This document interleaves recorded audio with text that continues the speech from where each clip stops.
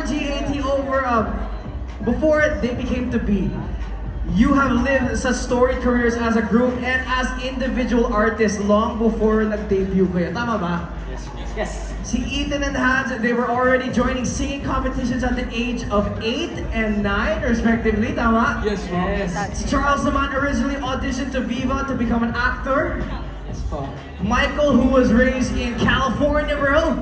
Yes, sir. In California, did commercials for Nickelodeon and Disney. Yes po. And Derek naman had a whole life centered in sports, hockey, and volleyball to be exact. Una sa lahat, grabe ang vast talaga ng mga background ninyo. Pero with that, gusto ko kayong tanungin, galing kayo sa iba't ibang background. Paano ba yung nakakatulong sa inyo to make music, to find your sound as a group and become one? I think for us, GAT, I think we've done a really good job with taking all of our experience and inspirations sa bawat isa na like si Hans, mahilig sa R&B, Charles hip-hop, ballads, si Ethan ako pop, and we just found the perfect blend of all of our inspirations and put them all together into our music.